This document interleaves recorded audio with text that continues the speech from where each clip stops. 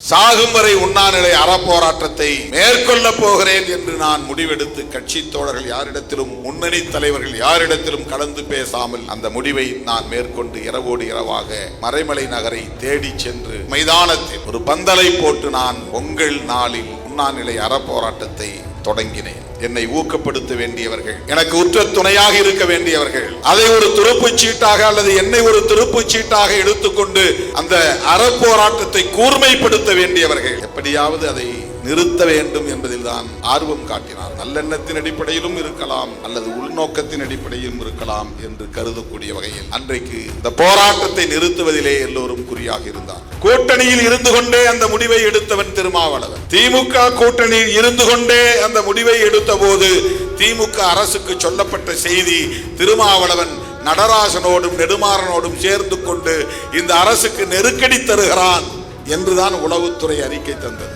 சிறைப்படுத்தியது. சொல்லப்பட்ட செய்தி, திருமாவளவன் அன்றைக்கு திமுக அணியில் இல்லாமல் எதிர் முகாமிலே இருந்த தலைவர்களோடு இணைத்து பேசி இவன் ஆட்சிக்கு அரசுக்கு நெருக்கடி தருகிறான் என்றுதான் எனக்கு எதிரான தகவல் தரப்பட்டது. காங்கிரஸ் அன்றைக்கு எங்களுக்கு எதிரான கருத்துக்களை பேசியது. கூட்டணியில் இருந்து திருமாவளவனை வெளியேற்ற வேண்டும் என்று சட்டமன்றத்திலேயே வேலூர் ஞானசேகரன் பேசியது இன்றைக்கும் அவை குறிப்பிலே இருக்கிறது. எந்த உள்நோக்கமும் இல்லாமல் யாருடைய தூண்டுதலுக்கும் ஆளாகாமல் நாணயத்தோடு நேர்மையோடு இந்த பிரச்சனையை கையில் எடுத்த இயக்கம் விடுதலை சிறுத்தைகள் கட்சி.